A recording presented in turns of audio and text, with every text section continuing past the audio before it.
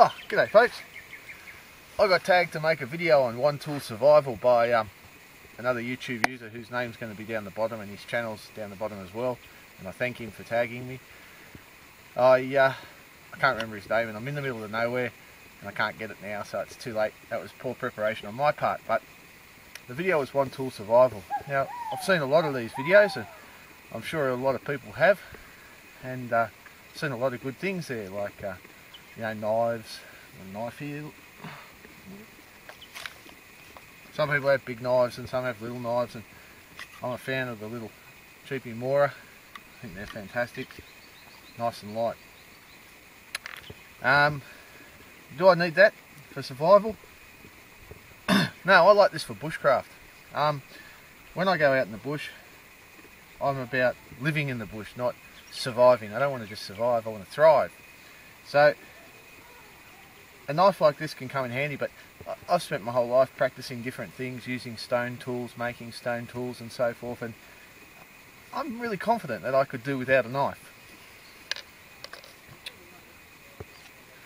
Another good one, the guy that tagged me, a map. I never go into the bush without a map. And if I didn't have one, I guess I'd find things a little bit tricky.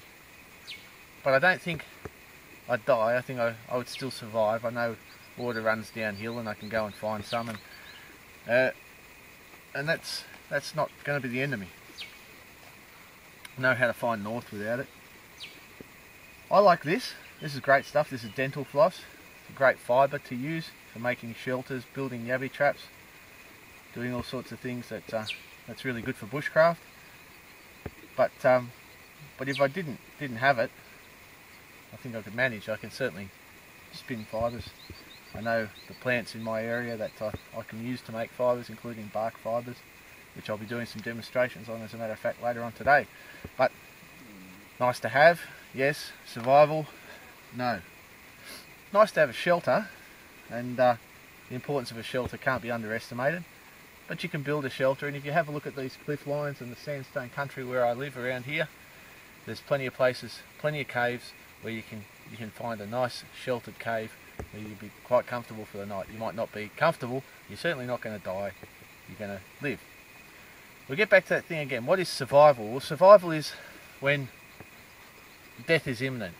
And for me, I've been coming in the bush for a long time. I love it. I come out here to live. I'll say that again. So for me, I want to get back to my family, and to do that, there's only one tool I need, and it's not a primitive tool. Fine, so shoot me, alright? But if I fall down in the bush and I break my leg, and I'm miles from anywhere, doesn't matter what gear I've got, I've still got a broken leg, and I've still got to get out. If I get bitten by a snake, doesn't matter what gear I've got, I've still been bitten by a snake.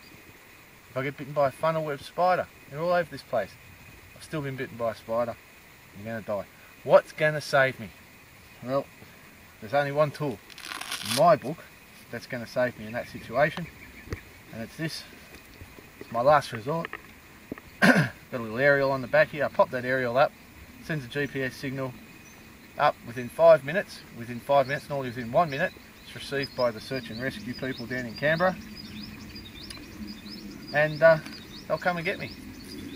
To me, to survive, not bushcraft, but to survive, you want a PLB, personal location beacon, an EPIRB, or anything that's going to get you some help.